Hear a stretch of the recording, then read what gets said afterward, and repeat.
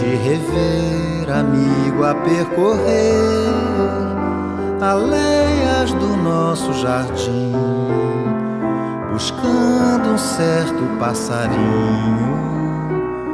companheiro antigo, cantando.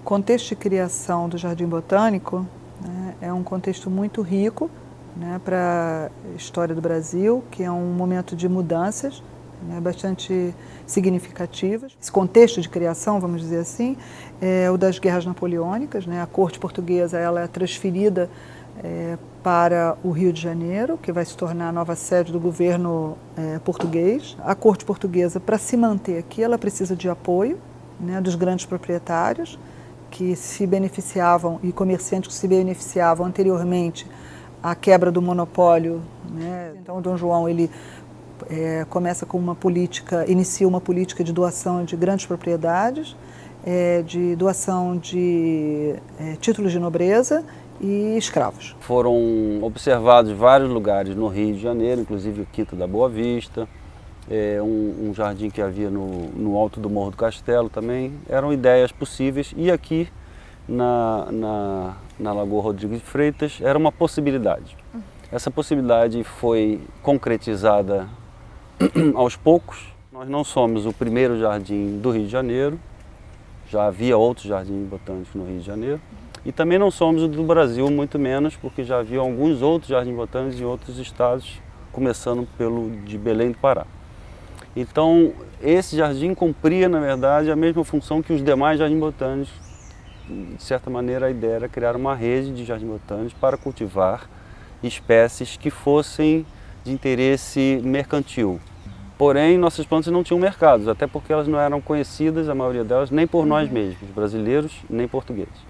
Então, junto com algumas tentativas de iniciar cultivos de plantas, conhecer plantas brasileiras, foi trazer para cá para ver se outras plantas de outros países que estivessem mais ou menos numa latitude parecida com a nossa, se adaptassem bem aqui. É o que a gente chama de aclimatar as plantas. Então esse primeiro jardim tinha esse objetivo. Várias plantas, a gente já tem aí um levantamento de umas 50 plantas, mas é possível que fossem umas 100 espécies diferentes. Uma delas ficou famosa, que era o chá. O chá da China foi trazido para cá, foi plantado com algum sucesso. Foram trazidos chineses para ajudar nesse plantio. Existem muitas interpretações sobre a história da instituição, né, boas pesquisas sobre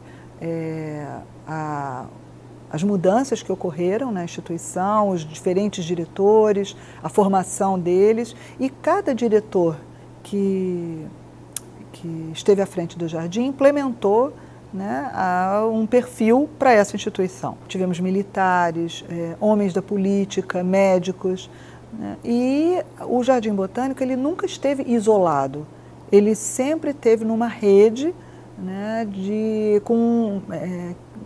se relacionando com outras instituições. Até alguns períodos anteriores a isso, era raro você ter um lazer para sua família, ou mesmo pessoal, para namorar.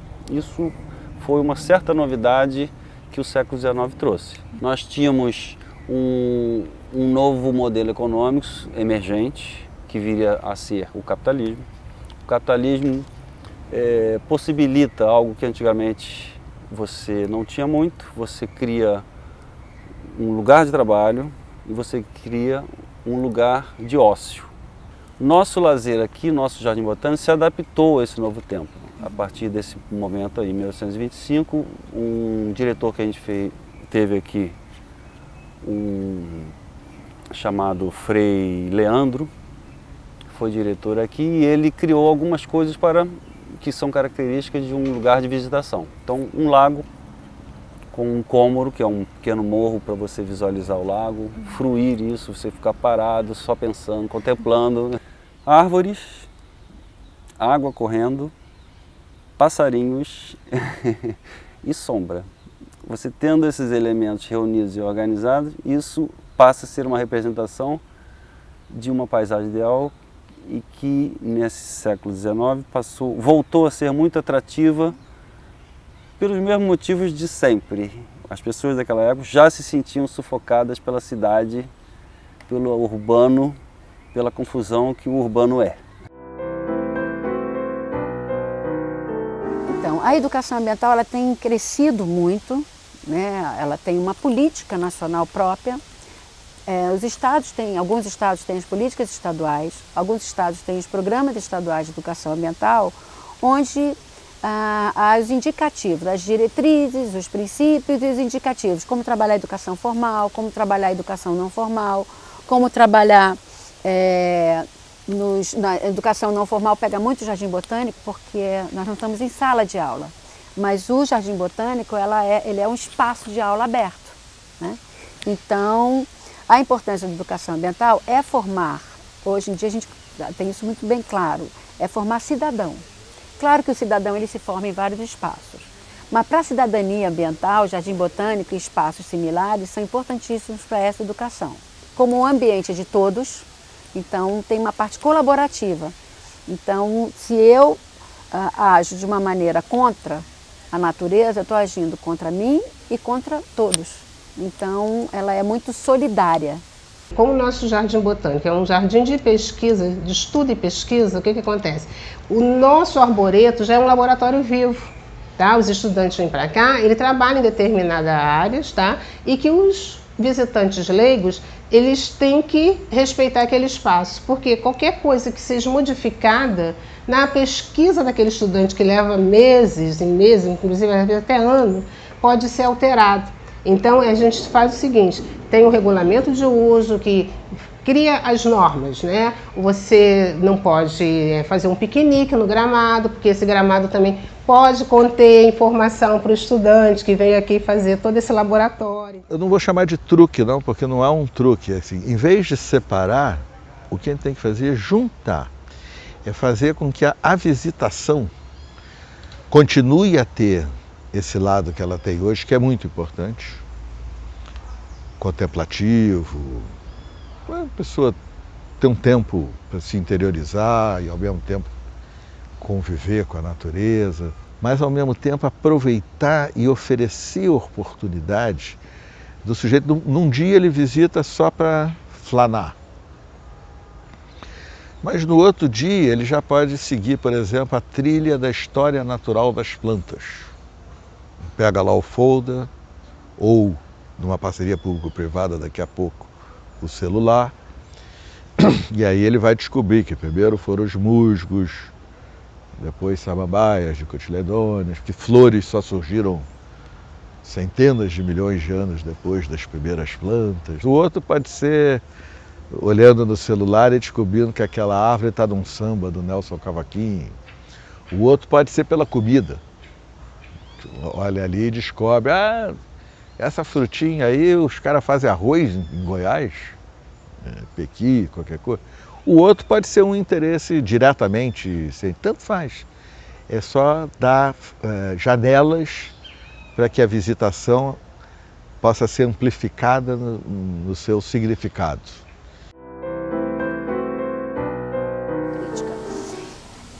O Rio dos Macacos, ele desce da vertente do Parque da Tijuca, da vertente, né, do Macio da Tijuca, e ele ia, naturalmente, ele descia pela Rua Pacheco Leão, que não existia rua. Então, o que acontece? Ele descia e o caminho natural é a Lagoa Rodrigo de Freitas, né? Ele só não, os rios daqui, Lagoa Rodrigo de Freitas, mar. Aí o que acontece? O homem começa a construir. De 37, o que aconteceu? Foi uma grande enxurrada. E aí ele foi indo até encontrar barreiras. Não eram barreiras das casas que existiam na época, eram barreiras já de construções. Olha, a gente na verdade teve várias vezes nosso jardim foi invadido pelas águas. Porque, bom, primeiro que a Lagoa Rodrigo de Freitas vinha em determinados trechos, não é que ela vinha à beira do Jardim Botânico, ela entrava dentro do Jardim Botânico. Vários lugares aqui foram reconstruídos para evitar enchentes. Mas nessa grande enchente, porque a água veio até ali, assim, essa água entrou, todo esse pedaço aqui tinha, inclusive você vê um certo desnível, né? Aqui é mais alto que ali. Então isso provavelmente já é uma preocupação com isso. Em 1930 e poucos, a água efetivamente tomou quase todo o Jardim Botânico. E aí teve uma mais recente, bem mais recente, que o Jardim Botânico foi acusado de reter água. Foi uma grande enchente que apareceu na televisão, as pessoas presas na grade, os funcionários, inclusive eu, tivemos que dormir aqui, porque a gente não conseguia sair. O que aconteceu? Nada a ver com as construções, nada a ver com o Jardim Botânico. É porque o Jockey Club, quando fez aquela, quando construiu os seus muros e não sei o quê, ele foi represando a água que naturalmente descia e ia embora. Então já aconteceu isso em 1937, que houve uns barreiramentos, mas é uma condução natural da água Pacheco Leão. Só que hoje em dia nós temos a Pacheco Leão totalmente asfaltada, nós temos construções em cima de construções, nós temos aumento do esgotamento sanitário. Por outro lado, temos a Lagoa Rodrigo de Freitas, que cada vez mais foi sendo assoreada, então já não leva normalmente para o mar, e também se levar tem fluxo de poluição, então daí polui o mar. Foram vários os processos de aterramento, inclusive a parte que a gente chama de região amazônica hoje, mas volta e meia o lençol freático é muito perto aqui do chão nosso. Então quando a chuva é muito forte, realmente isso é de difícil controle. Se você passeia pelo Jardim Botânico, você vê um sistema complexo de encanamentos e vielas para a água correr e não se acumular em lugar nenhum. Então foi mais ou menos controlado, mas não debelado para sempre. Mostrar que visitantes ilustres da ciência, da cultura, da política, da história, vieram ao Jardim Botânico, além de ajudar a atrair mais interesse, é também uma das janelas para mostrar que aqui tem conhecimento que pode te interessar. Interessou ao Einstein. Aqui tem emoções que podem te inspirar. Madame Curie, Tom Jobim e outros. Tinha a Festa Anual das Árvores, que era nacional, esse é um decreto que ainda existe até hoje. Então havia esses plantios, sempre tinha festa e sempre o presidente da República vinha para fazer esses plantios. Então nós temos registro de Getúlio Vargas, de vários visitantes, príncipe do Japão, de Portugal. O Einstein fez uma longa viagem pelo Brasil, e ele passou aqui em vários lugares do Rio de Janeiro.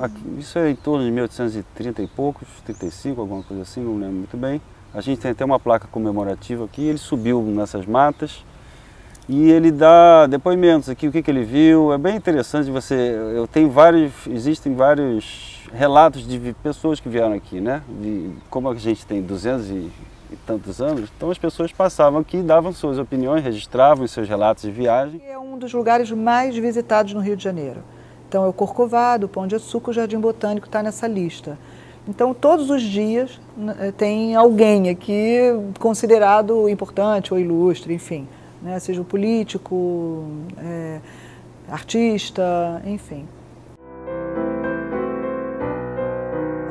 É para a passagem do Império para a República. É nesse momento em que o João Barbosa Rodrigues, ele é convidado a dirigir o Jardim Botânico e faz mudanças radicais. Só que o João Barbosa Rodrigues, ele não é um homem da República, ele também foi um homem da monarquia. Ele recebe como doação para a criação do Herbário do Jardim, por exemplo, coleções das mãos de Dom Pedro. A biblioteca que ele cria é dos livros doados pela Teresa Cristina, que é a coleção da Dona Teresa Cristina. E ele foi diretor do Museu do Amazonas, antes de vir para cá. O Jardim Botânico não tinha herbário, não tinha museu, não tinha um arboreto organizado. Então, ele cria essa organização, que é uma organização própria de um jardim botânico. Acervo hoje, só de fascículo de periódico temos mais de 100 mil. Fazemos intercâmbio com várias instituições nacionais e internacionais. Nós temos um acervo em meio ambiente, em botânica, jardinagem, paisagismo, arquitetura, história, né? Meio ambiente, educação ambiental. Essa casa Pacheco Leão, que é onde a gente está, essa casa foi criada em 1910 pelo o botânico Pacheco Leão, que por sinal ele tinha várias funções, porque na época dele, os pesquisadores, os botânicos, além de botânico, tinha outras funções, né, como aconteceu todo o reinado, né? Então essa casa que serviu de laboratório do Pacheco Leão, ela tem toda essa estrutura que eu acho que é muito importante que se saiba, até por conta de estudantes de arquitetura, de engenharia, né? Porque é uma casa bonita e tem esse padrão colonial que é muito bem assim, visto, né? Existe um interesse muito grande sobre isso. Mais recentemente foi criado o Museu do Meio Ambiente, que é um lugar de discussão mais do que da botânica, sobre a questão ambiental, que entrou na agenda do mundo a partir ali da década de 1970. Esse local agora hoje trabalha com um acervo de fotografias antigas, que a gente também reuniu lá com a equipe do museu, e também exposições sobre a temática ambiental, de maneira integrando aqui as atividades da botânica junto com um pensamento um pouco mais amplo nesse bem-estar e saúde no que se refere a um lugar saudável para todos, não só as pessoas, como também para as espécies vivas, uma convivência um pouco mais harmoniosa.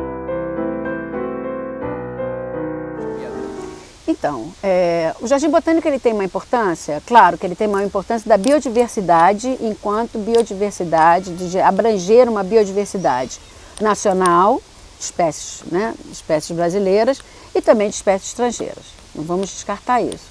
Mas ele tem uma importância para o Rio de Janeiro porque ele fica como se fosse um oásis, né? Então, não é só ele, claro, nós temos outros ambientes urbanos, florestados ou não florestados importantes. A importância histórica, isso sim. E ele vem se mantendo conservado. Então, assim, já houveram tentativas de usar áreas do Jardim Botânico para uma coisa, para outra, mas ele se mantém intocado, ele é patrimônio, ele é incorporado à reserva da biosfera da Mata Atlântica, justamente pela sua importância. Então, ele não é uma unidade de conservação, mas é uma área protegida. O Jardim Botânico ele tem um potencial muito grande e ele tem obrigações com o presente e com o futuro, né? Ele precisa produzir e continuar produzindo ciência, né, nesse contexto de ameaça à biodiversidade. O Brasil tem a maior restauração florestal a fazer do mundo. Basta cumprir a lei. A lei até deu uma pioradinha, na minha opinião pessoal, o Código Florestal, deu uma piorada em algumas coisas, mas o antigo não era cumprido. Então, ok, botaram esse? Cumpram. Mata ciliar, topo de morro, reserva legal. Como é que isso vai ser feito? A galega, do jeito que der, com as mudas dos viveristas por perto, ou procurando restaurar a biodiversidade original daquele lugar.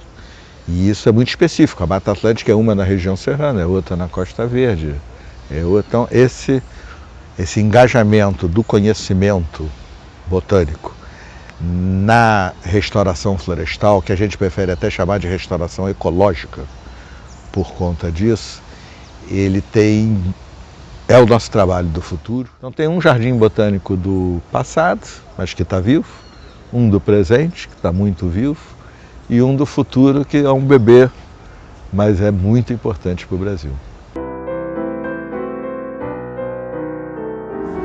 Necessário. Porque ele é imprescindível, tanto para a pesquisa, como para a manutenção, né, do meio ambiente, porque isso é uma área verde apenas na Zona Sul, né? E pela documentação da própria educação ambiental que ele realiza, trabalha com escolas e salvaguarda essa memória, né? Memória botânica que está tão desprezada, memória cultural, memória social. paz. Eu acho que o Jardim Botânico é um lugar de paz.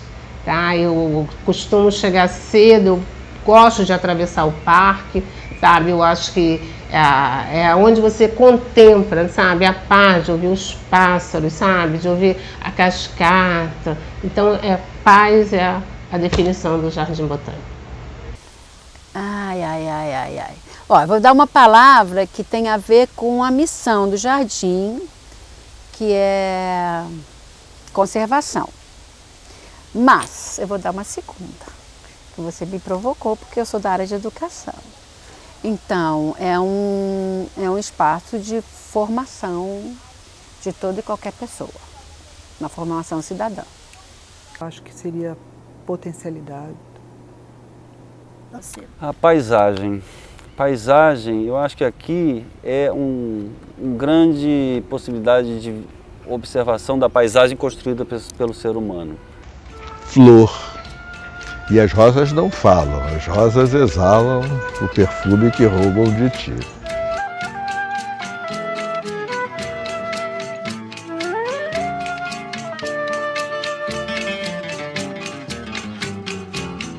Bate outra vez, com esperanças o meu coração, pois já vai terminando o verão. Enfim,